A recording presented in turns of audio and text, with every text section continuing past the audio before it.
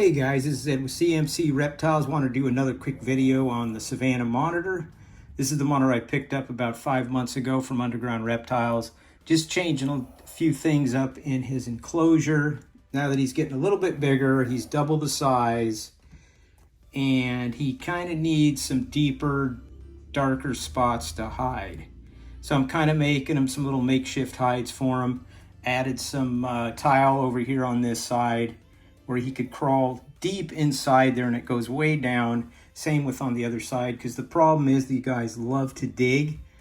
And if you put bricks on top of the substrate, as they're digging under the bricks actually can collapse on their bodies, and you don't want that to happen. So I have to make sure the one side of the brick is actually touching the enclosure. It's bottomed out.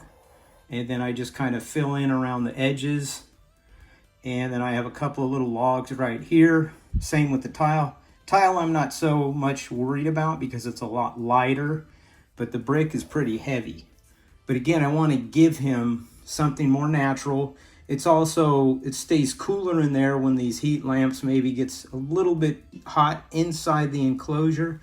He can actually go under that brick and it's way, way cooler because the heat cannot go through that thick brick. So he's going to stay nice and shaded in there. Pretty much same with the tile on this side. Better than a plastic or wooden hide. It gives him that more natural enclosure to feel a lot safer.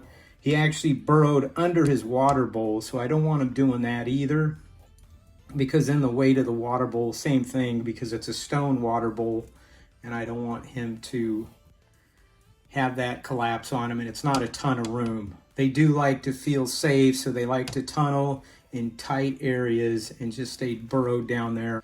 They feel more protected because they are small, and these guys just feel like everything's trying to eat them and hurt them. And at this size, it's not like it's the best time to handle them. You just want them to get used to your scent. I do the cup feeding where I bring the cup inside the enclosure with crickets. I actually keep my hand on the cup while he goes in the cup to pick the crickets out. He gets used to me. But you can see he's real huffy and puffy still. And it's only because he's really small. He's going to calm down the older he gets. Pretty much my blue-tongued skink was the same way. The tegu, same way. They're all kind of edgy when they're tiny. But once they get a little bit bigger, they start calming down a lot more. And this guy pretty much wouldn't bite when you pick him up and he's all huffy and puffy. He does that huff and puff thing, and that's about it. It's kind of a mock defensive thing they do. Makes them look a little bigger when they puff their body up and make that hiss.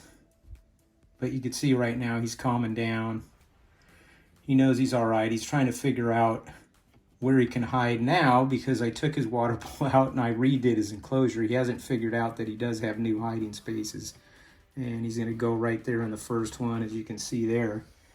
So the other one's actually a lot deeper. If you wanted to go on this side, it goes way back, way down. So it's a lot more room. And he'll find that. He'll find all his stuff and he'll figure things out. But just wanted to give you the update on what I've done with this enclosure. Just changing things up a little bit because he is getting bigger.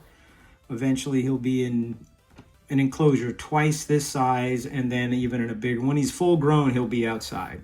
I'll be putting him in an enclosure just like I have the tegu, a big 8-foot by 4-foot enclosure this guy could thrive in. But right now he needs to stay safe.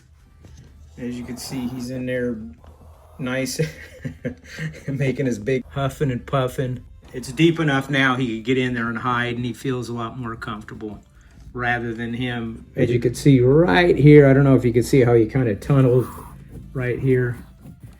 So I'll just fill that back in and put his water bowl back. But that's it, guys. Just want to give you an update, and I'll keep you posted on this guy. I'll talk to you later.